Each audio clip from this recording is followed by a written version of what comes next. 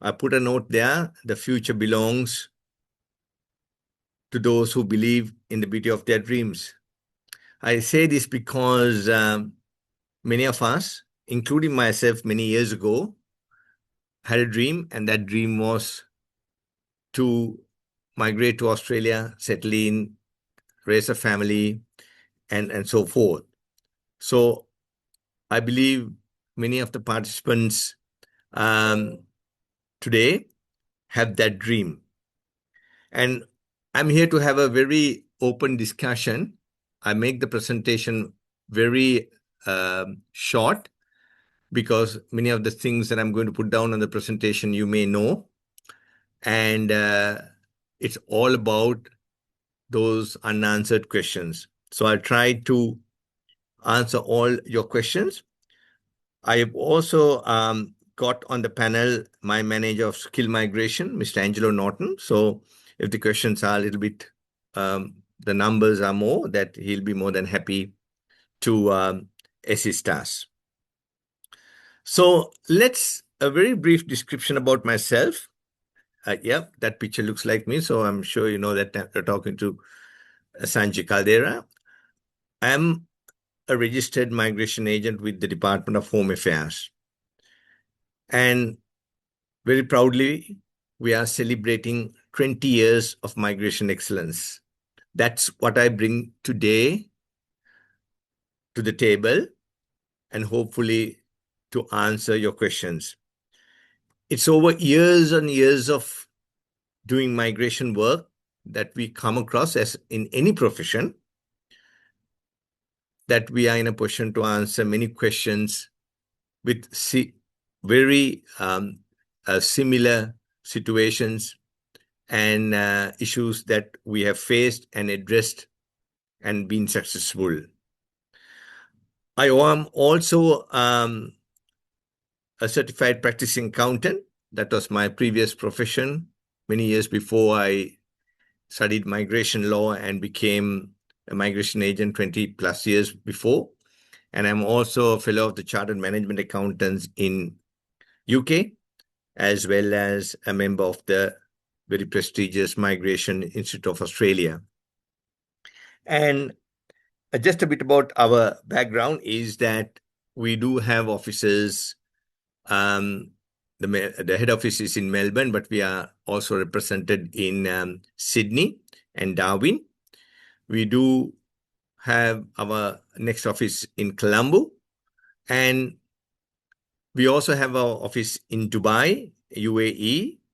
And I understand today the majority of the participants are from the Gulf.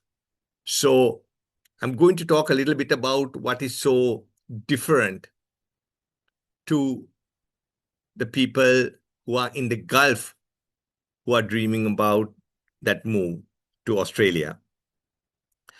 Now, before I go to my presentation, these are specifically, I'm sure there are participants from other countries, but this little part I'm addressing the people from the Gulf region. And most of you who are in the Gulf have come from other countries like Sri Lanka or India or the Philippines, Pakistan, and many of the Asian countries, made that first decision to better yourself economically and socially and take employment in the Gulf region after your studies and after your work experience. And when you do go up to the Gulf and in Dubai and other countries, you do get exposed to a semi-Western, or when I call it semi-Western, world of technology, facilities, and so forth. So you have taken the first step and secure yourself economically, maybe also assist the family back at home. But you know that the resident visas that we get in the Gulf is only for the period that you have secured employment. And after that, after many years, you may need to return to your countries. Is that what you want? Perhaps not. You have brought up your children in perhaps international schools, and it's the time that you want to take the next step to settle in a country like Australia. So this is where the decision comes.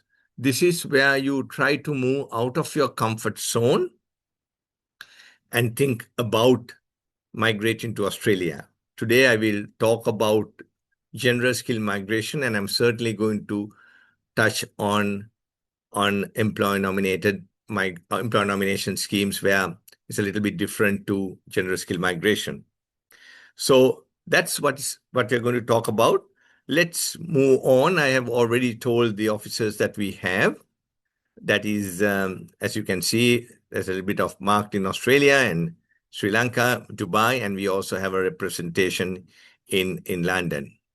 So the general skill migration is very simple. We talk about points. And there are various categories of subclass 189, independent, subclass 190, where it's sponsored by the state government, and also the 491 from the state government. And I'm not going to go through too much of these details, which you would already know, and I'm sure AI will show you all that. Has to be under 45. Occupations in the list must have a positive skill assessment, and that's a very interesting thing, where each of the occupations have their own different rules, must have the minimum English language, and the 65 points for the combination. So the next, I want to touch on this. Okay, we talk about general skill migration. I know most of you would know about this, but this is a very interesting area. This is where, when you do find an employer, even sometimes without any work experience, you could make your journey to Australia through these employer nomination schemes. If you would give me a few moments, I'd like to touch on it. I'm happy to take any questions on it, because it's extremely important to know this. The reason is, we know general skill migration is all about points. We know it's by invitation. So you have your skill system, you collect your points, you lodge invitations. And what we do is, our team of relationship managers, we make sure that your expressions of interest are at the correct place, at the correct time, and followed up by, when it's necessary, ROIs, which we call register of interest, which is something different, which we do it with the state governments. But we don't know when we will get an invitation. We don't know how many points we need to get.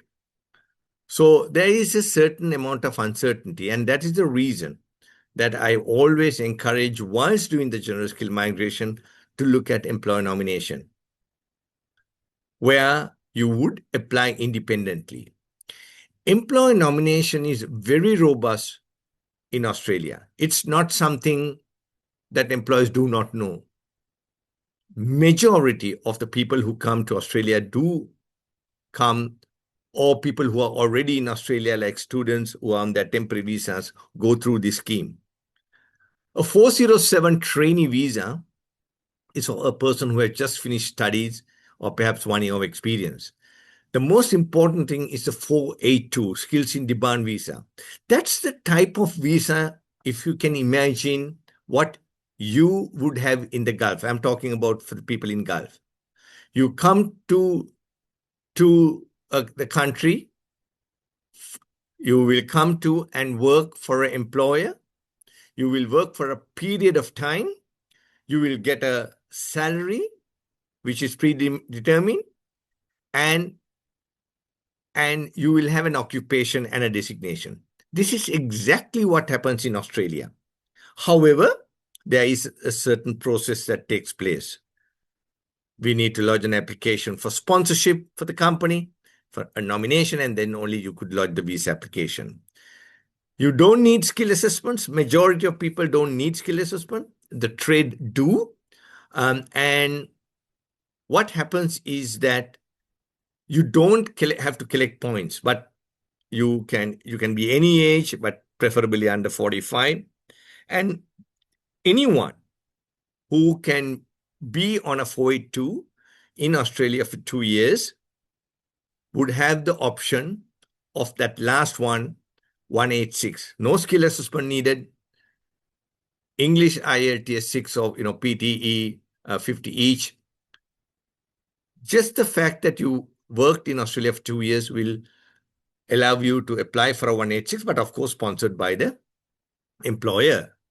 Now, employer nomination scheme 186 has two streams, one called direct entry, one called transitional. It's important for me to tell you these two because I told you if you are on a 482 for 2 years, you can go on a transitional basis. But let's say you have 3 years of work experience just now and a skill assessment and English, an employer can sponsor you for permanent resident directly. There is no real commitment to fulfill, if something happens and the job is not there, but that's fine. You will still get your permanent residency.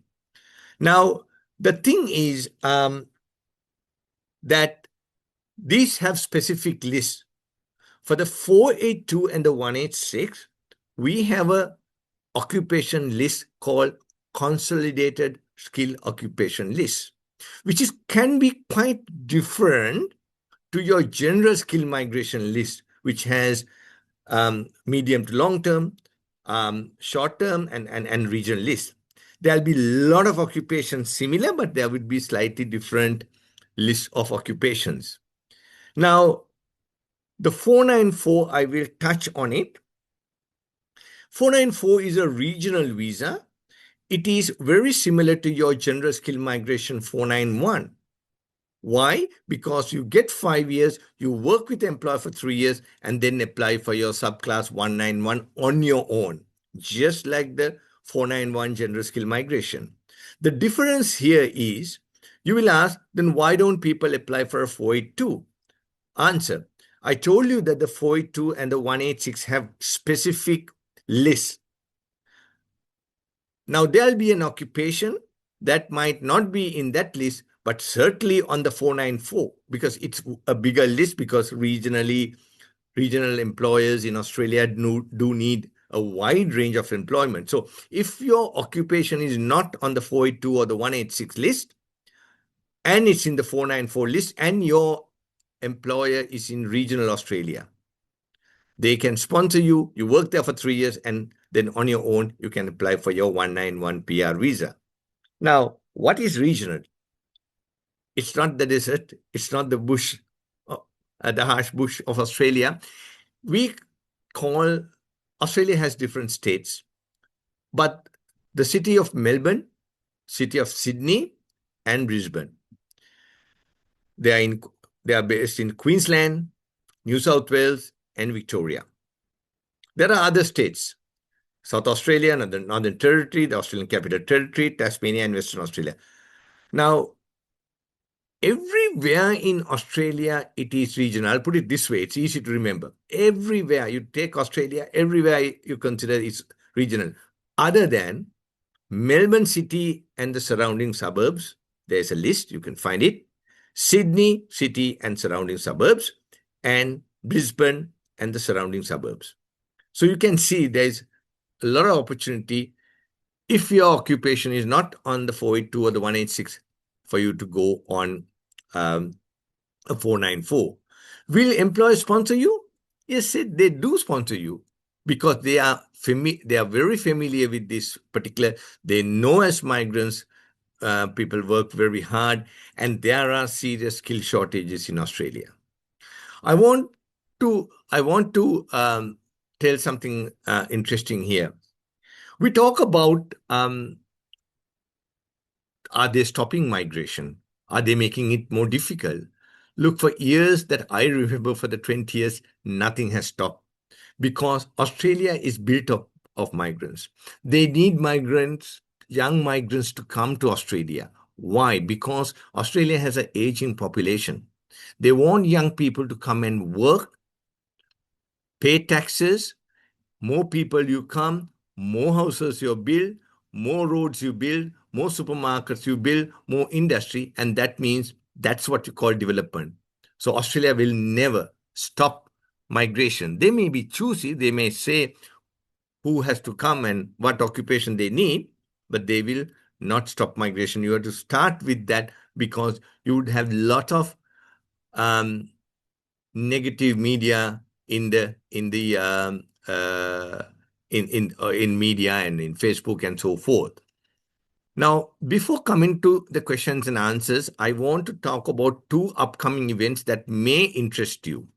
One, for the people who are in Sri Lanka, I will be available for face-to-face discussions, obligation-free, with myself and my team from March 2nd to the 7th in Colombo.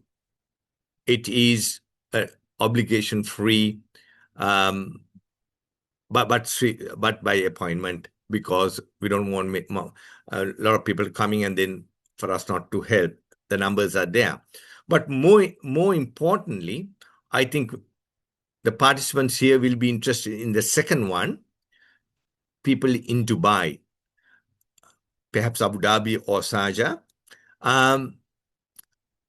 From February 20th to the 22nd, that is 2021-22, perhaps between 8 and 7 or 8 o'clock in the evening. I'm happy to take a late appointments. You will come and see me in person. Maybe the participants who thought that this particular webinar was of use and that you would like, before you make the decision, you would like to come and meet us.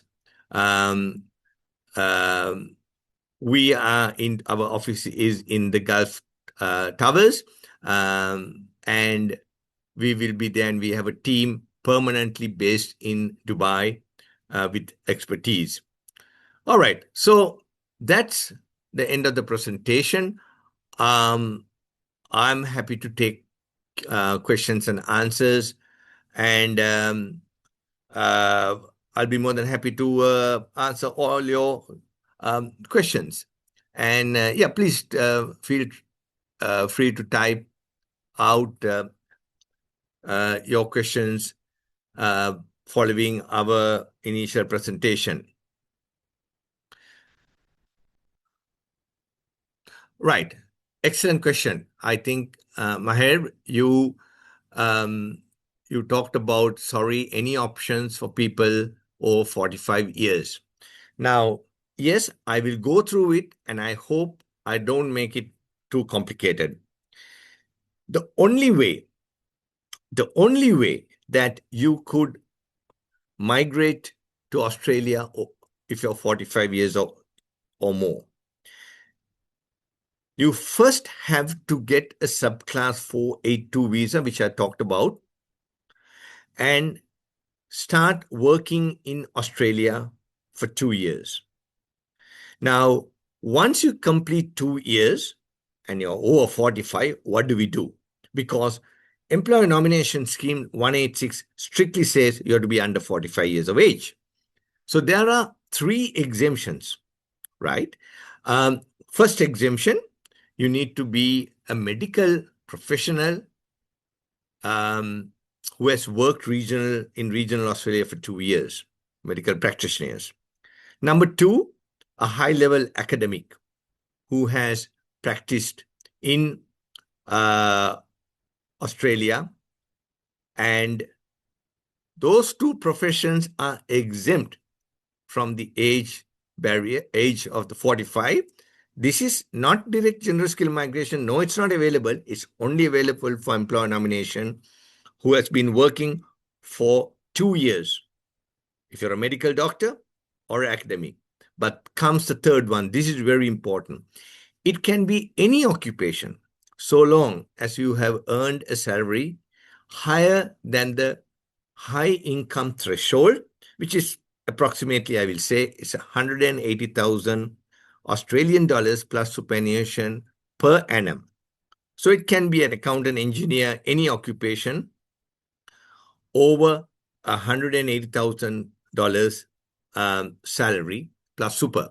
Now, that is on general skill migration. Now we have something called, let me not complicate too much, but something called DAMA. That's called Designated Area Migration Agreement. Certain occupations and certain areas, the employer can negotiate and get into a labor agreement with the department saying, look, I just can't find people, young people. I just can't find the suitable people. We are in regional Australia. Please give us some exemptions. And that exemption, specifically in South Australia, you could do this and have a look. DAMA, certain occupations, you could apply for permanent residency on the 186 up to 55 years of age. Up to 55 years of age. That is different to the exemptions that I talked about. I talked about 3 exemptions on the normal 482, but under DAMA, it's very specific. Certain areas, certain employers, if you secure employment with them from the 482, you can move on to the 186 even after 45 years of age. So I hope I explained. Happy to this question from Mahe. It's a long answer I had to give you, but happy to have that discussion. But most importantly, you need to find an employer. And again, that is a very common thing. Naeem says, I'm a chartered accountant with 18 years of experience. I'm presently in Bahrain, 43 years age. Can I get permanent residency? I'm very keen for this to secure. That's exactly what we're talking about, Mohammed. You've taken the first step, settled yourself in Bahrain. Now you want to take. Now, at 43, I need to tell you, general skill migration can be a bit tricky because we have these tier systems and where accountancy is falling onto 4. On paper, yes, you qualify. You will get 65 with the necessary points, but the chances of getting an invitation might be very less. So I had to be very honest with that. Yeah, on paper, you'll have all the points for your general skill migration. It's extremely important that you network, you apply, especially places like seek.com, and employ and say, look, this is my experience, this is my profile. I would like to be sponsored on a permanent resident basis under 186. So yes, that is possible, but not through general skill migration, even though you can get the 65 points. So what is general skill migration? How is different from employer sponsorship? Apologies if this message. Yeah, no problem. I believe I have answered that question. General skill migration is a point system. You need to wait for an invitation. It can be independent. It can be state sponsored. Employer nomination, you do not wait for invitations. Is there an employer? They can sponsor you for a 407 trainee visa, which is for very young people who have only about 1 year of work experience. For 482, a minimum of 1 year of work experience. And for people who have got 3 years of work experience, the subclass 186, so long as it's in the consolidated skill occupation list. Right. We have some great questions. I work for a company which has a branch in Perth. Can I make use of this in any way to lodge the application and get residency? Yes, you can. It is called the 482 and it is called a branch transfer. You need to get in touch with me because in this forum, I don't want to talk. I'll have to go into direct length. So your company in Perth could sponsor you, and through that you can get your permanent residency. It's very interesting on the 482 pathway. I've got Vinay who says, I'm an external auditor with skill assessment completed by CA, and I'm also a qualified ACCA. I have around 8 years of professional experience, and I'm currently based in Oman. I would like to understand what potential yes, certainly. Now, you are an ideal candidate. I believe your age may be between 30 and 40. This is that ideal candidate with work experience, qualified, having the maximum points with your English. If your partner is qualified, if you're single, you get the maximum points. If you have your partner, and if the partner undertakes a skill assessment or English, you'll get the maximum points you have. I want to tell you an interesting story when we talk about external auditors and accountant is that my profession, as you know, was an accountant. And the reason I became an accountant, I was not too sure what I want to do. And what my parents said is, look, every single organization needs an accountant. So why don't you study accounting? So thank you very much to my parents. That's exactly what I did. But over the years, I had always had no issue finding employment in the accounting field. Every organization wants an accountant or an IT person. So yes, feel free, Vinay, to get in touch. I think there'll be some details. Uh, I would like our country manager, Andrea, if you could or Angela Norton, to put down the contact details or they would, how you would get able to contact us. Ishanka, when should we apply for 191 or 191? I heard some say when the states are open immediately, we need to apply. Is that true? I launched my UIs in October. Should I withdraw the UIs and reapply? So, Ishanka, please get in touch with if you're in the Gulf region. I want to correct one thing. You can't apply for a 191. You couldn't apply for only a 491. The reason the 191 is only available for people who have fulfilled the requirements of being on a 491 in regional Australia for 3 years, and then only they can apply for a 191, or as I said, employer nomination, where you were on a 494 for 3 years, you could apply for a 191. What we do with EUIs, everybody can lodge an EUI, but what the difference being is lodging an EUI in a timely manner, following it up and keeping it right up to date with all the changes which are taking place in your life, in your experience, your age, your English, and making sure that we lodge in multiple EUIs, and also making sure we lodge the ROIs correctly. So yeah, happy to give you some advice, Shankar. It's anonymous. I'm 29 years. I have 3 years of experience from Gulf. Is it enough to apply for skill migration? I don't know much about which subclass is suitable for me. Hopefully, I will attend your session in Colombo. Please feel welcome, but not enough information because I don't know what your occupation is. I don't know what your qualification is. So please send your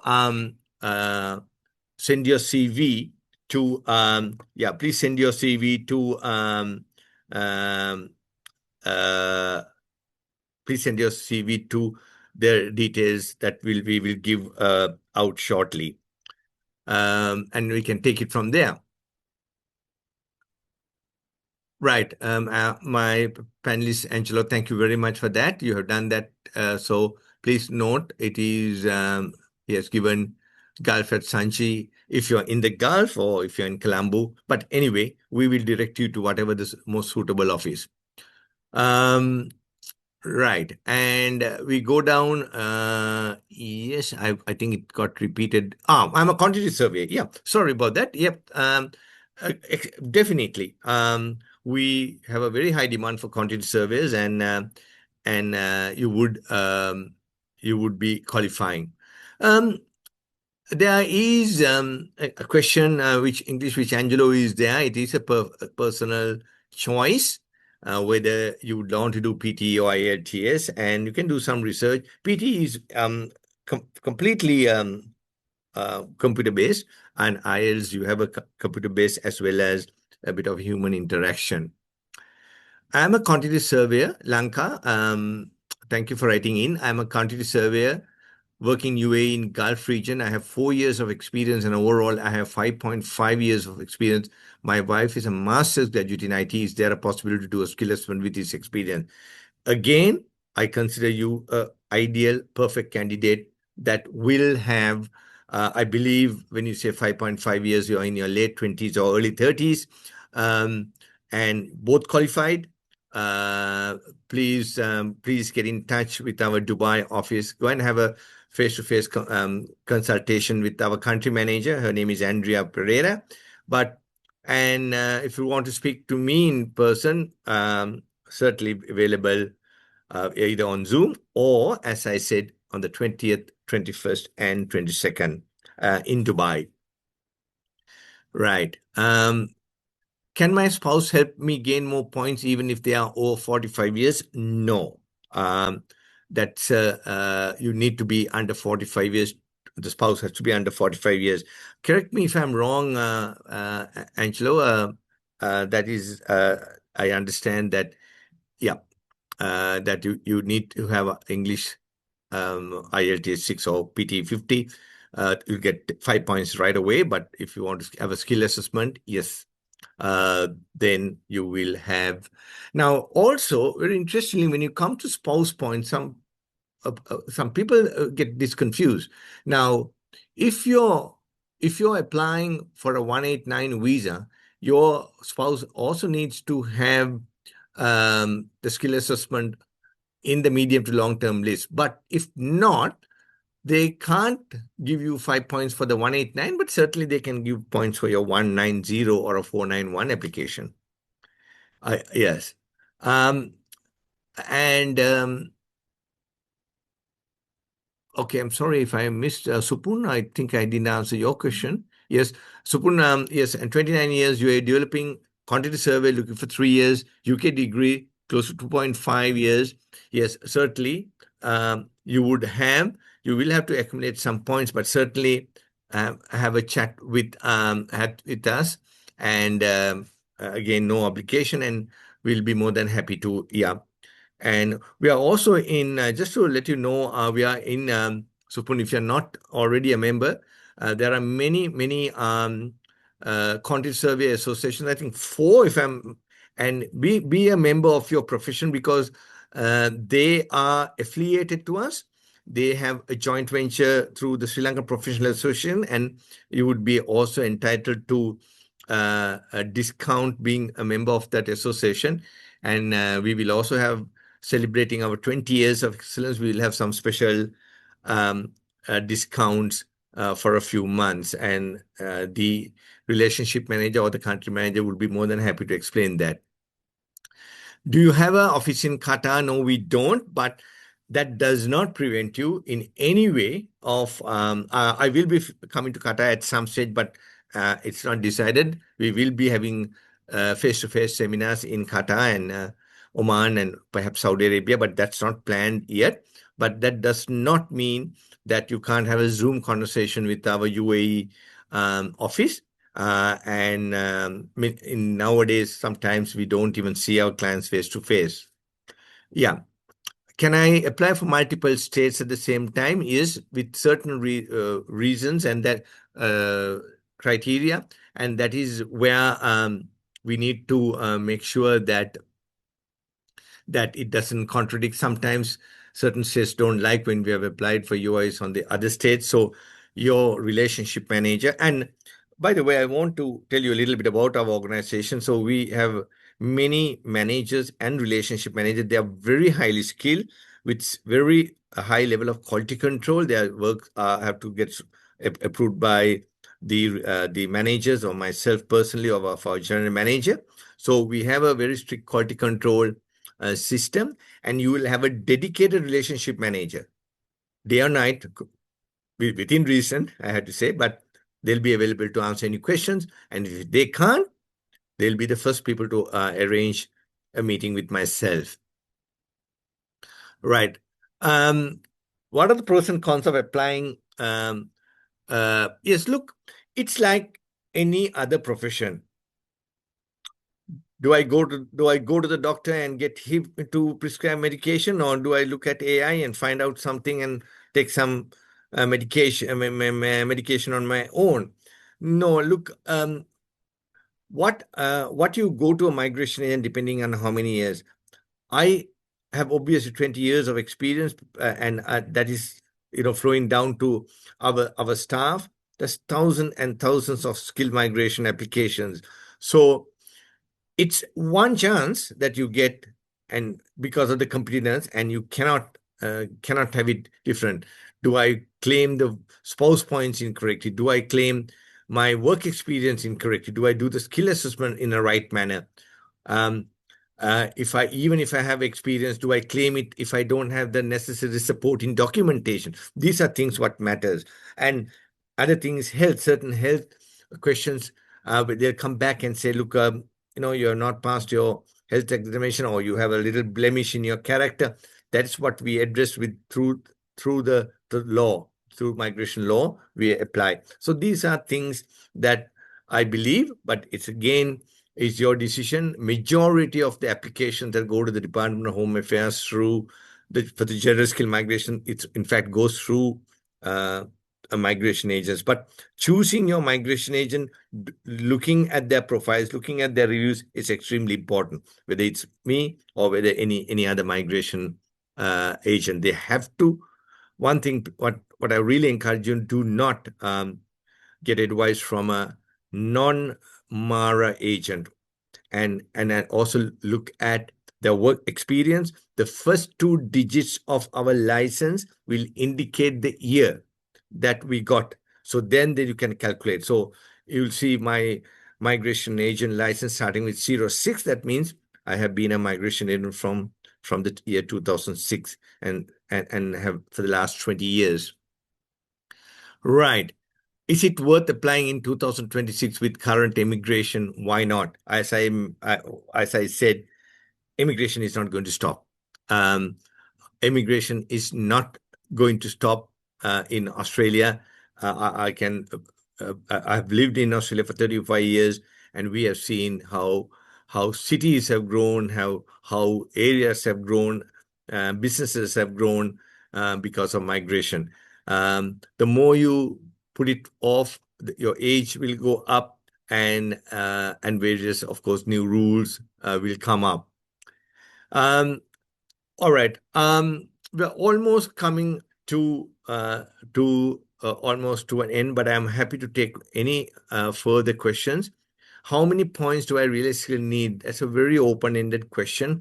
It could be that depending on your occupation, if you're in the there are 4 tiers, what we call it, that's applicable to the 189 visa, and for the 491 family sponsored, which is almost non-existing, is the medical professionals do get a priority in tier 1. They get a very high chance of, and then in the education sector, for tier 2, the engineering, another. I couldn't go through a list. You could do your research, but that's only for the 189.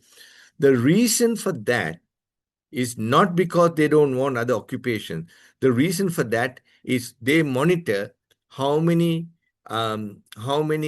people come as accountants, and tier 4, though you say, okay, I may not get a chance, but how many people come through the employer nomination? So that is why they're saying, okay, through employer nomination, you're getting a lot coming here. So therefore, we will put it into tiers. Right. Khalid, I'm happy to think. I think you missed the webinar. That's fine. Would you please guide me on Employer National Innovation Visa 858? Can I apply? I'm a UAE PhD scholar, arriving with complete degree with 3 to 4 months, 23 years. Yeah. I'll give you a short answer. The short answer is, for you to qualify, you need to have a skill set, or your profile or your work experience has to be world recognized. It's so strict. So it's only a very few people, sometimes in the past, people who represent their country in sports, and if it's in science, that they have a recognized innovation in science, and in that caliber of people would apply. But look, if you're a PhD scholar, I would think we'll have a look at what your profile looks like, and if you have been a university lecturer because you're doing a PhD, there's a very good chance that you would have. Right.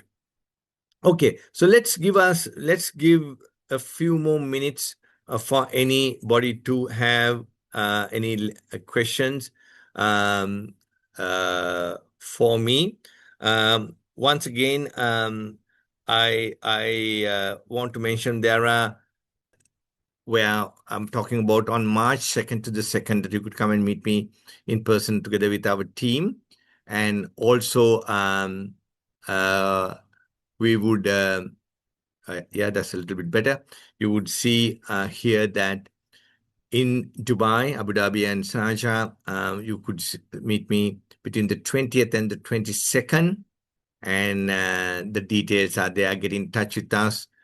You got your contact details and so forth here. Right. Okay, let's go back to our Q&A session. And yes, we come to almost the end. Okay. Yes, and if you have got many questions, yeah, please get in touch. I hope that you gain some insight from this webinar. Once again, I want to thank you on a Sunday evening for you to be committed and joining us and listening through to this webinar. Trust you will have a good day ahead of you or a good evening, and please keep safe.